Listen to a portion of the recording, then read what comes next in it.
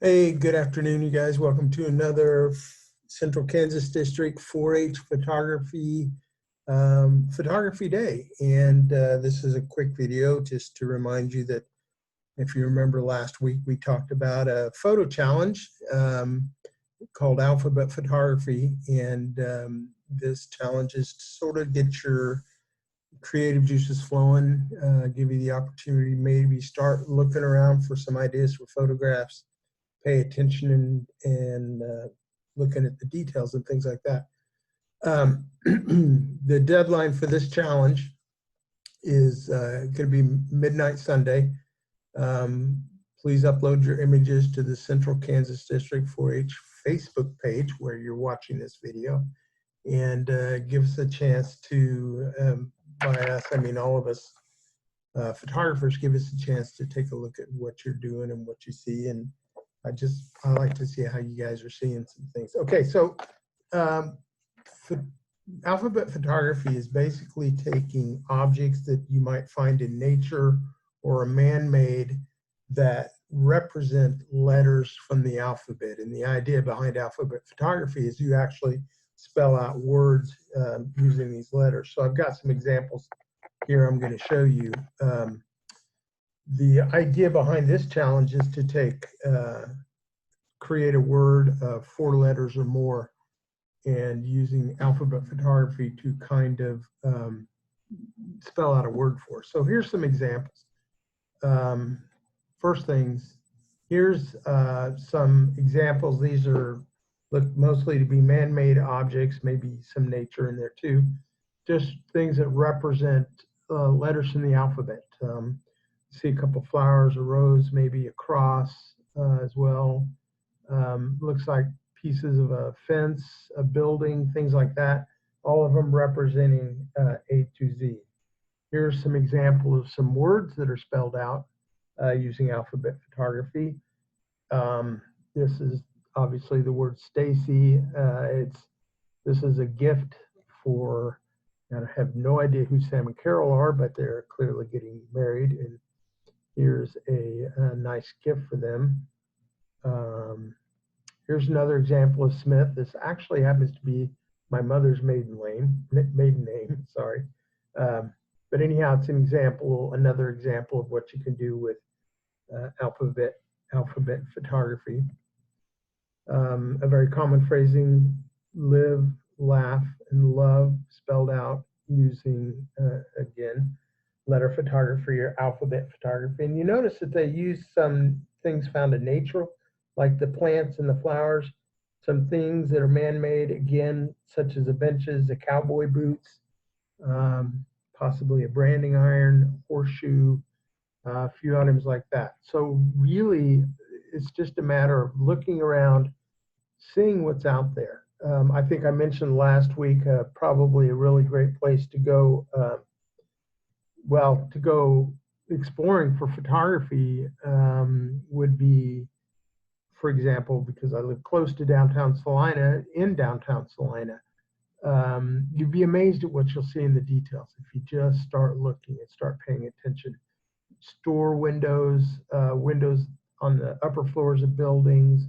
The middle letter here, the B, is actually a window turned on its side.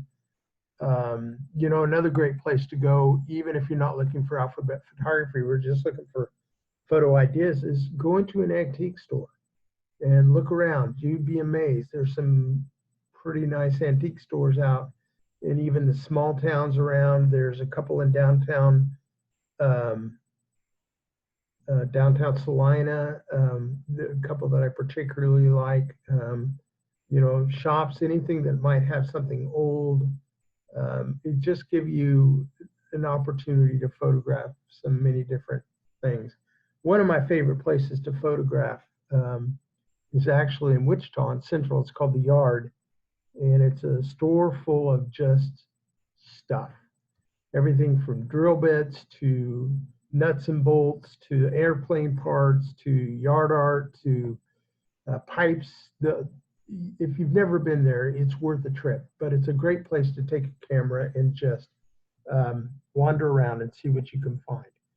My advice, though, to you is if you're going to do something like this, just let the owner of the business know what you're doing, who you are, and what you're doing, because people kind of wonder, why is this person taking pictures? So it's a good idea just to let them know who you are. Okay, so here's another example of alphabet photography, A to Z. You'll notice again, there's a horseshoe, there's a spray bottle, the letter C, the letter D, the letter E is floor tiles, or a floor tile. Letter K looks like a couple of pieces of wood bolted together.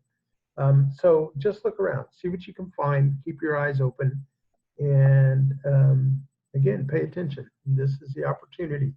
As we said last week, now is the time to start working on your photography if you haven't started already. And the reason for that is you want the opportunity. You may have a great idea, but your first attempt at photographing it may not be perfect. So you want to give yourself time to go back and be able to shoot it again.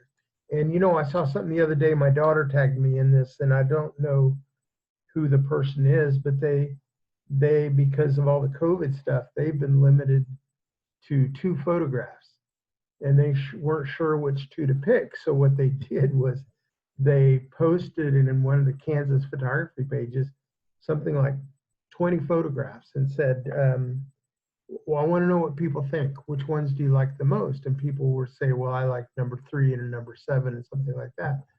Don't be afraid to crowd share. Get some ideas, see what people think.